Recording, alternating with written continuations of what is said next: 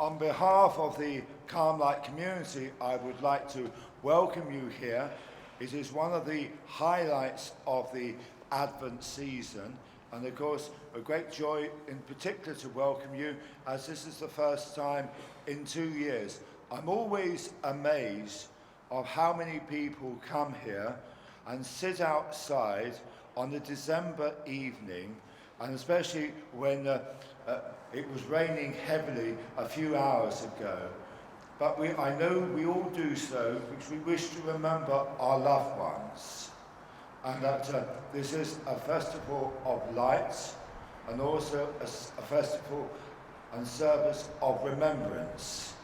And of course, the light reminds us of Christ, but also the light reminds us of those who are dear to us, those that we love.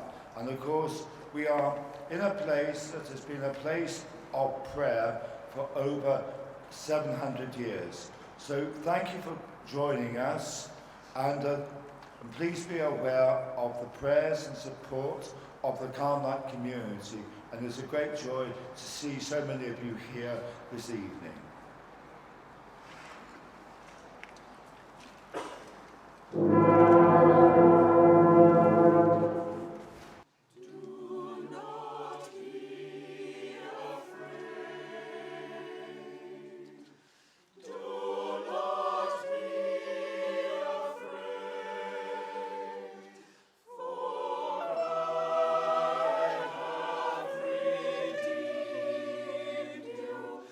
I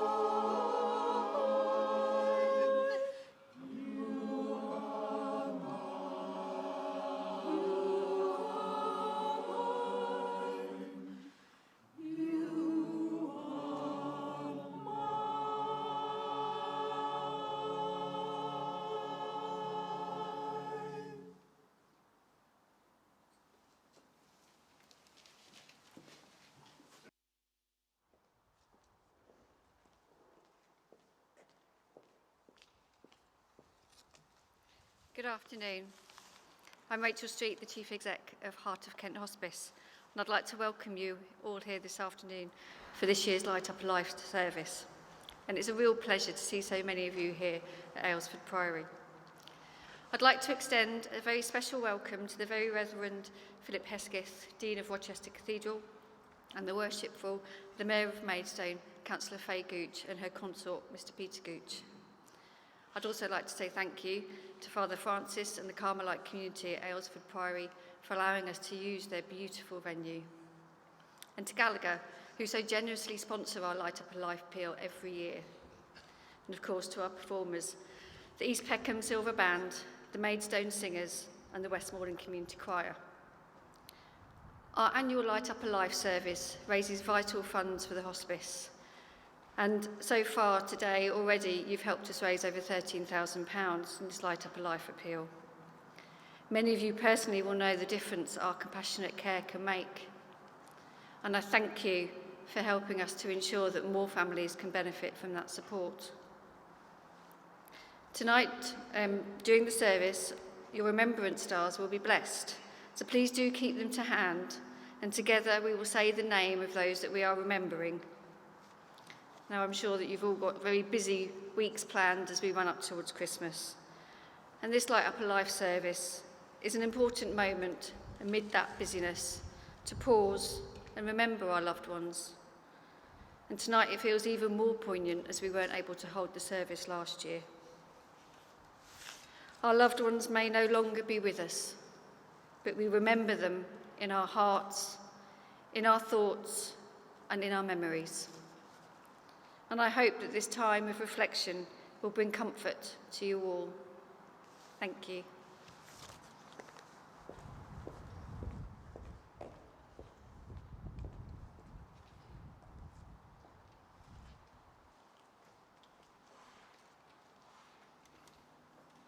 It's wonderful to be invited to be with you. I get a chance to say something later, so why don't we just stand now, stretch a bit, and sing our carol.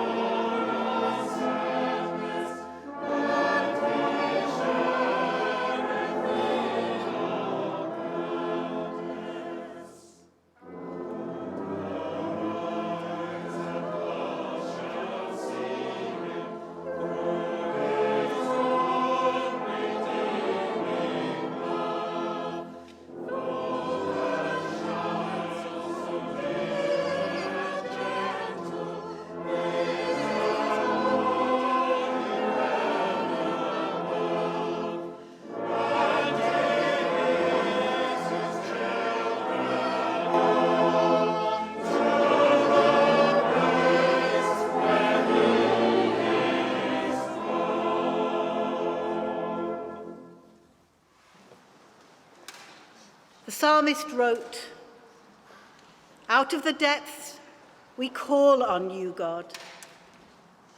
O God, listen to our voice."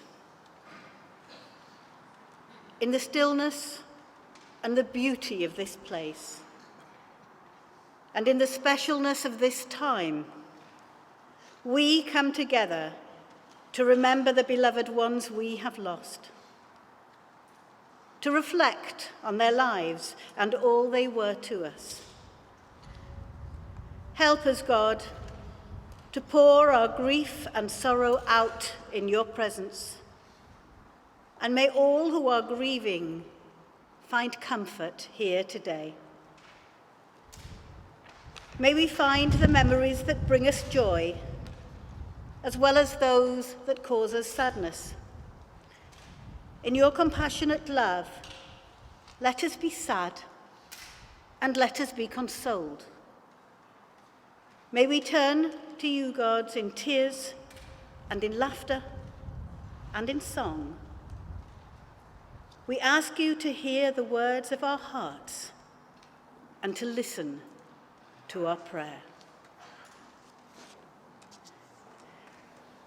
If you have a candle, would you light it now for the next reading and song?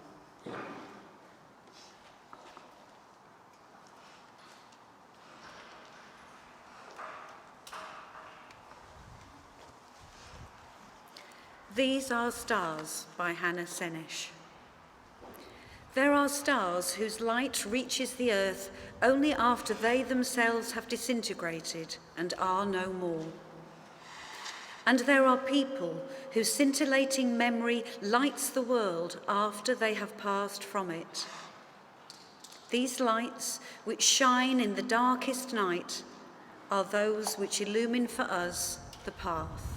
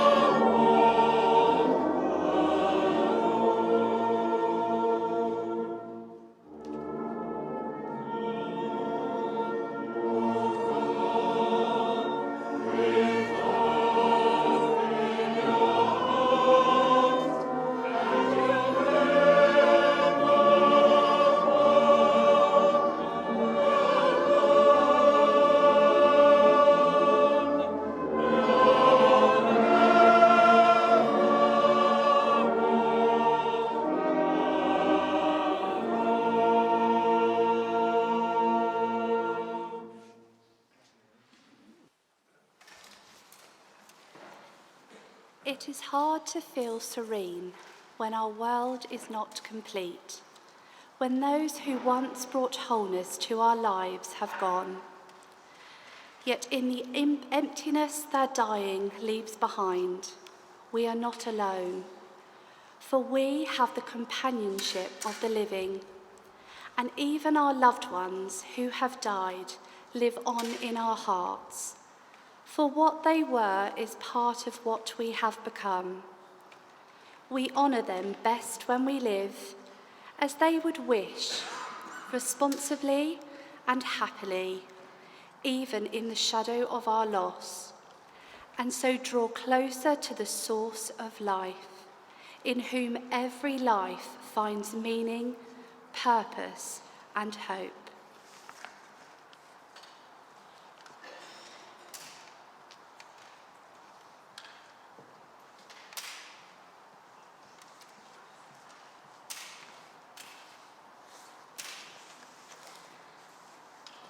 Psalm 121.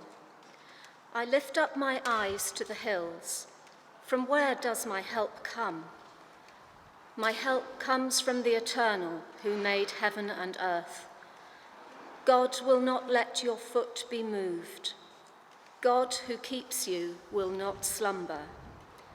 Behold, the one who keeps Israel will neither slumber nor sleep. The Eternal is your keeper. The Eternal is your shade on your right hand. The sun shall not strike you by day, nor the moon by night.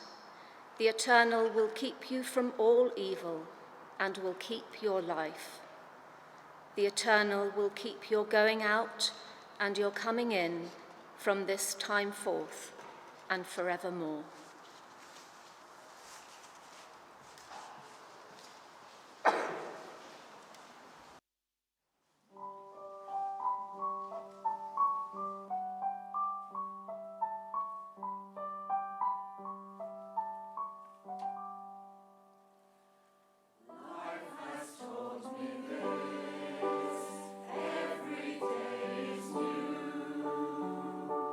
And if any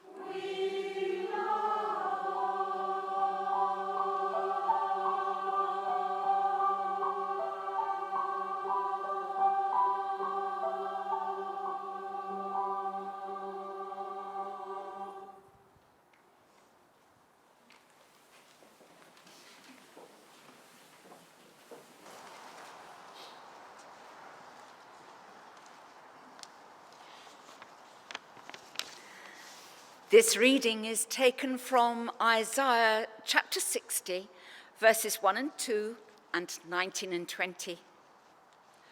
Arise, shine, for your light has come, and the glory of the Eternal has risen upon you. For behold, darkness shall cover the earth, and thick darkness the peoples. But the Eternal will rise upon you, and God's glory will be seen upon you. The sun shall be no more your light by day, nor for brightness shall the moon give you light. But the Eternal will be your everlasting light, and your God will be your glory. Your sun shall no more go down, nor your moon withdraw itself. For the Eternal will be your everlasting light, and your days of mourning shall be ended.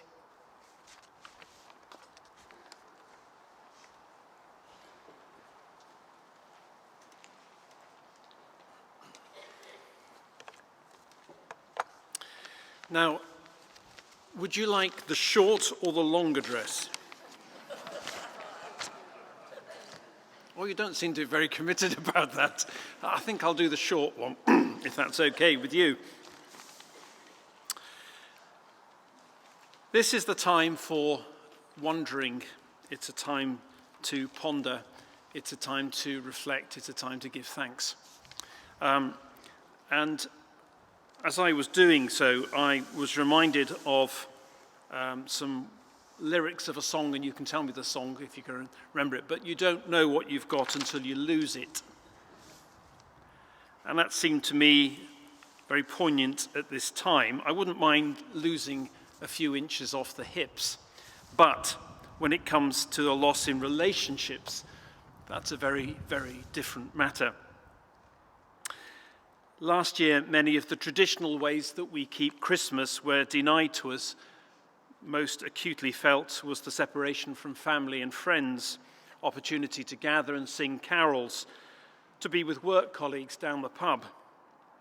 The people and the things that perhaps we took for granted suddenly took on greater significance, and perhaps we pondered those things in our hearts.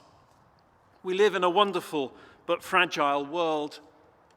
Human life is precious, but it's vulnerable. And the Christmas story is the story of love coming into the world in the form of a baby, and love being put into our hands. Human beings are, after all, the agents of love. And for people of faith, all love comes from God, in whose image we are all made. As Dean of Rochester, I'm conscious of the stream of history in which I stand that goes back over 1,400 years to that first cathedral that was built in 604.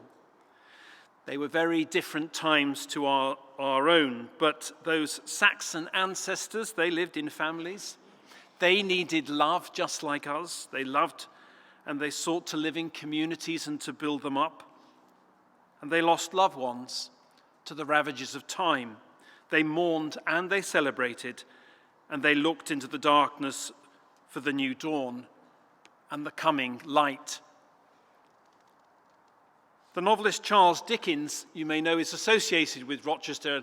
Those of you that might have been brave enough to go to Rochester over this weekend will have known that we had a Dickens festival, which can be a blessing or a curse depending on whether you live there or not. And some of you might not know that actually Charles Dickens was meant to be buried in Rochester Cathedral, and they dug his grave, and then quietly overnight he was whipped away to Westminster Abbey and he was buried there. But much of our traditional Christmases and our traditions come from Dickens and from the Victorian way of life, that sense of a philosophy of goodwill to one and all, and especially to the poor and the needy. And although Dickens himself wasn't an orthodox Christian believer, he was deeply influenced by the life of Jesus and his teaching. And it was the example of love that he was most affected by, the love that Jesus showed, and made his own attempt to follow in that way. No matter who we are, we can all learn to love. We can learn to think of others. We can learn to make a difference in our communities by the decisions and the actions that we make, and certainly by the words that we utter. As we think then at this time of loved ones who have died and whose lives made a difference to us, perhaps we could make a resolution to make love real in some tangible way and make a difference to someone else's life, to demonstrate the same love for one another as we have received from God himself in the child Jesus. Just as Mary brought forth love into the world, so we are asked to birth love into the world today, into our communities, into our families, and to ponder that mystery that is love, a love that spans millennia and burns in the eternal heart of God. As we draw closer to God, so in fact we draw closer to those whom we have loved long since and have lost but just a while.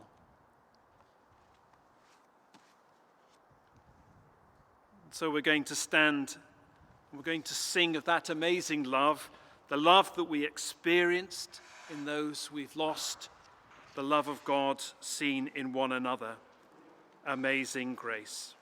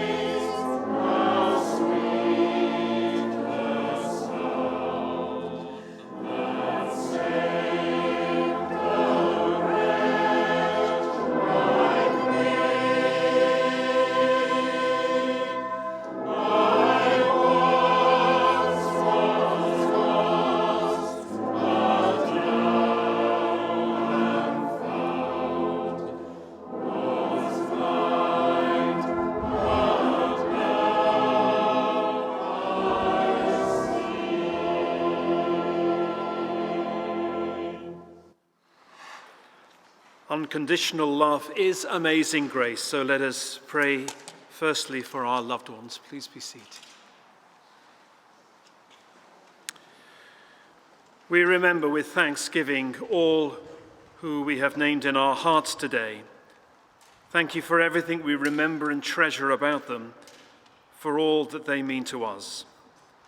Take care of them, God, until we all reach that time and place where every tear is dry, every question answered, and all things are made new. God, in your love, hear our prayer. A prayer for all who grieve. Source of all mercy and giver of all comfort, give hope to those who are sad. Console those who still miss someone special. Grant peace to those who are angry. Help us to cast every care onto you and guide us gently through the challenges and opportunities of tomorrow. In thankfulness for the past, help us to live our lives to the full in love and joy and peace. God, in your love, hear our prayer. A prayer for all carers. Loving God, we thank you for making us in your likeness with a spirit of concern and love. Thank you for giving us one another to care for, child, parent, partner, friend or neighbor. Keep us sensitive to the needs of others and give us the grace to respond with patience and generosity. God, in your love, hear our prayer.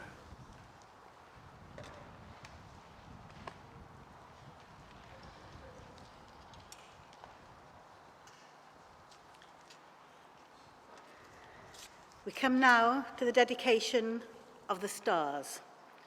Please will you rise and hold your stars out.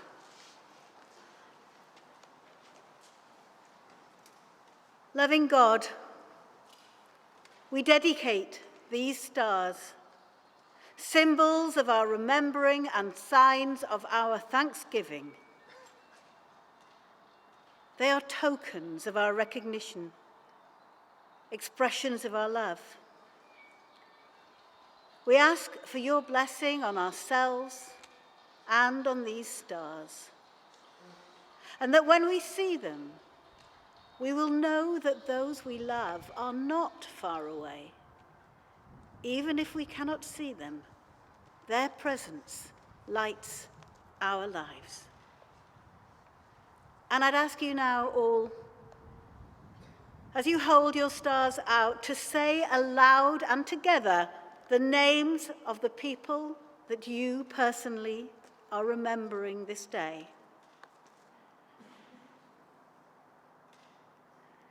I remember my mother, Esther.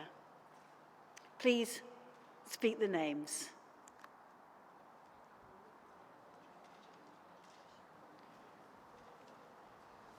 As we hear the names, as we see the stars, teach us to remember that love does not die and that death is not the end of our bond with the ones whom we love.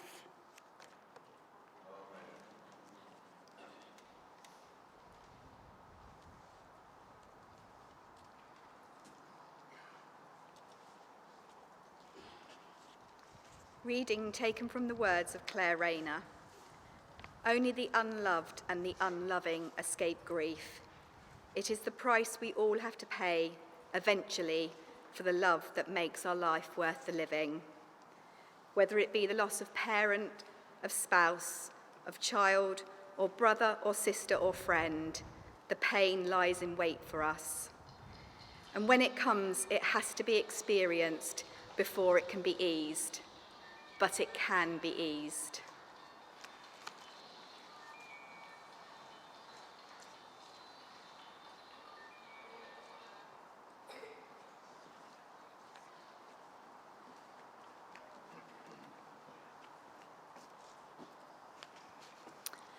Everything Falls Away by Parker J. Palmer. Sooner or later, everything falls away. You, the work you've done, your successes, large and small, your failures too. Those moments when you were light, alongside the times you became one with the night. the friends, the people you loved who loved you, those who might have wished you ill. None of this is forever. All of it is soon to go, or going, or long gone.